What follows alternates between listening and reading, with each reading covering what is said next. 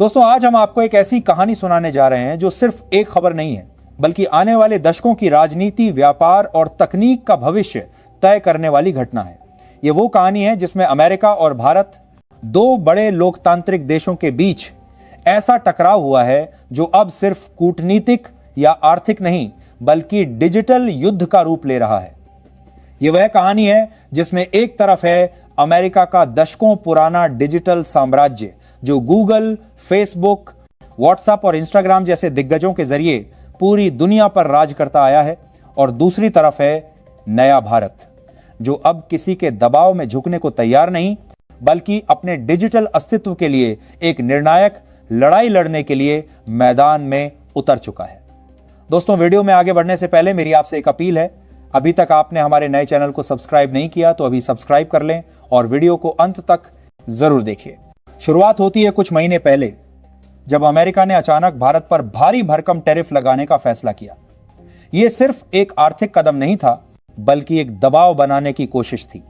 एक ऐसी चाल जिसमें अमेरिका को लगता था कि भारत उसकी शर्तें मान लेगा, अपना बाजार और खोल देगा और अपने डिजिटल दरवाजे अमेरिकी कंपनियों के लिए और आसान बना देगा।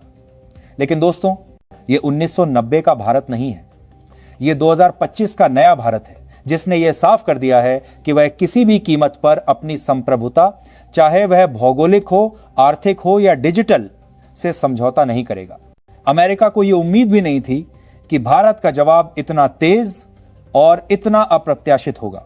बिना किसी बड़े ऐलान, बिना किसी संकेत और बिना किसी लीक के भारत ने अचानक अपना खुद का स्वदेशी सर्च इंजन लॉन्च कर दिया।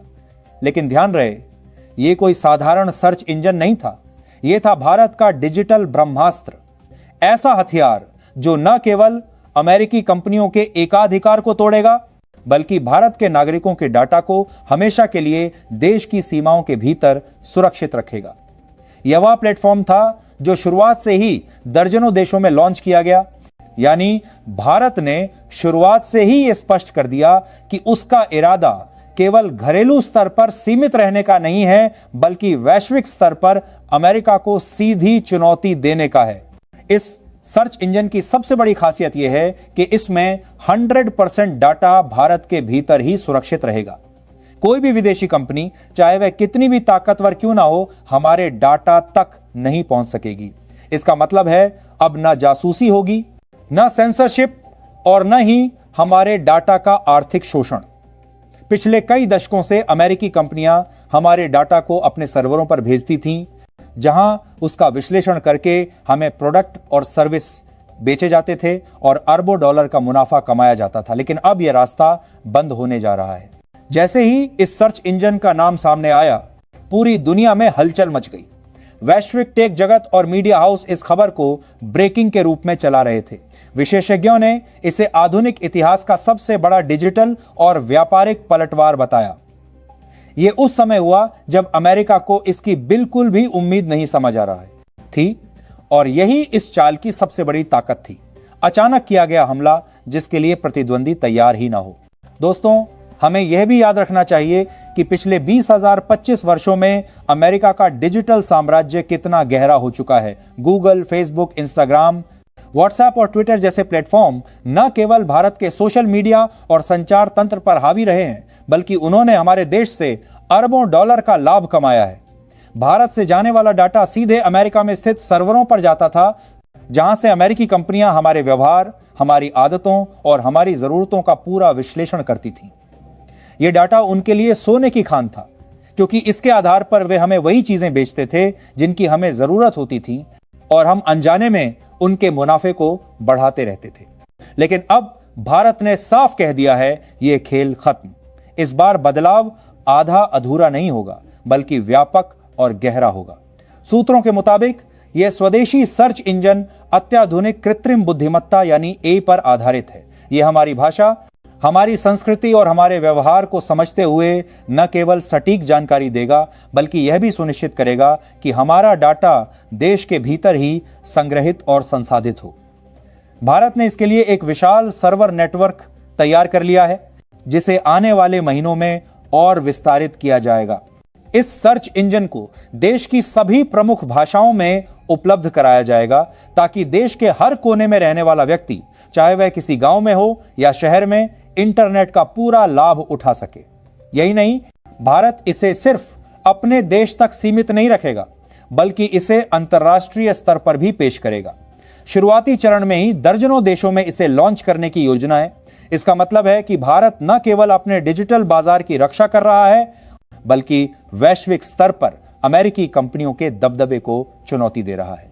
कई विशेषज्ञ इसे चीन के मॉडल से तुलना कर रहे हैं, क्योंकि चीन ने भी अमेरिकी डिजिटल प्लेटफॉर्म्स को बैन कर अपने विकल्प तैयार किए थे। लेकिन फर्क यह है कि चीन ने अपने विकल्पों को केवल घरेलू बाजार तक सीमित रखा, जबकि भारत उन्हें वैश्विक स्तर पर पेश करेगा। यह एक बहुत बड़ा खेल है जिसमें भारत सीधे अमेरिका के वैश्विक डिजिटल साम्राज्य को चुनौती देगा। इस कदम से अमेरिका के प्रशासन में बेचैनी बढ़ गई है। वॉशिंगटन में लगातार उच्च स्तरीय बैठकें हो रही हैं, जिसमें यह चर्चा हो रही है कि अगर भारत ने न केवल अमेरिकी सोशल मीडिया प्लेटफॉर्म्स बल्कि ई कॉमर्स और क्लाउड सेवाओं के भी विकल्प पेश कर दिए, तो यह अमेरिका के डिजिटल निर्यात और वैश्विक प्रभाव दोनों को गंभीर चोट पहुंचाएगा। यही वजह है कि अमेरिका ने अचानक भारत के साथ उच्च स्तरीय वार्ता की पेशकश की है। लेकिन भारत का रुख बेहद सख्त है। नीति निर्माताओं का मानना है कि आत्मनिर्भर डिजिटल इकोसिस्टम बनाना भारत की राष्ट्रीय सुरक्षा और आर्थिक स्वतंत्रता के लिए जरूरी है। इस बार पीछे हटने का सवाल ही नहीं है। प्रधानमंत्री नरेंद्र मोदी की अगले महीने भारत की बारी कारण पर पड़ती है। भारत की आत्मनिर्भर के लिए दो खारती से तार ही कारने का लेकर नाहिर निर्मर में तभी झार है महीने अमेरिका यात्रा की संभावना जताई जा रही है। और यह दौरा केवल औपचारिक नहीं होगा, इसमें डिजिटल संप्रभुता, व्यापार, टैरिफ और तकनीकी सहयोग जैसे मुद्दे सीधे टेबल पर होंगे।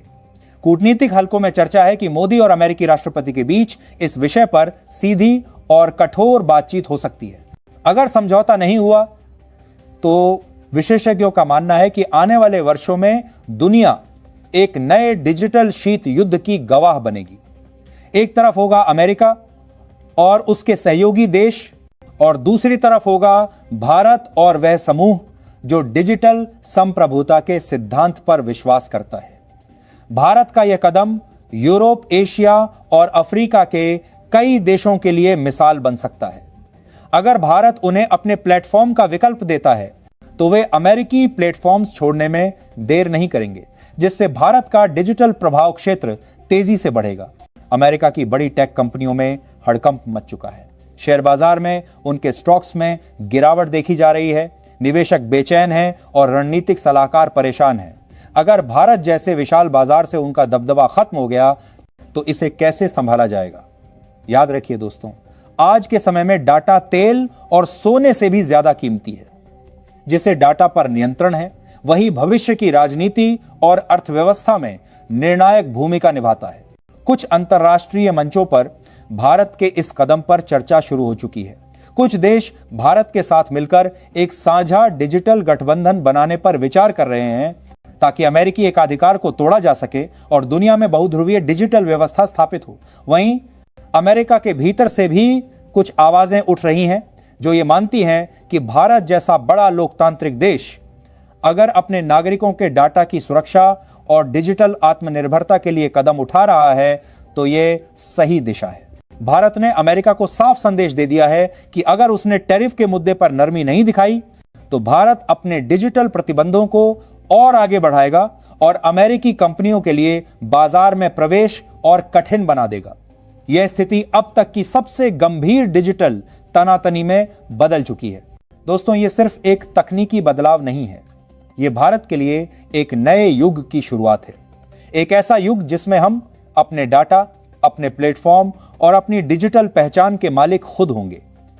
यह गर्व का क्षण है, लेकिन साथ ही जिम्मेदारी का भी, क्योंकि हमें न केवल इस प्लेटफॉर्म को अपनाना है बल्कि इसे और बेहतर बनाने में अपना योगदान भी देना है।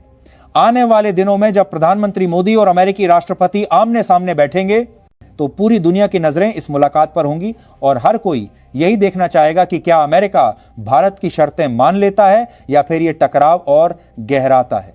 लेकिन एक बात तय है, भारत पीछे नहीं हटने वाला, क्योंकि यह सिर्फ सरकार का नहीं बल्कि 135 करोड़ भारतीयों का फैसला है।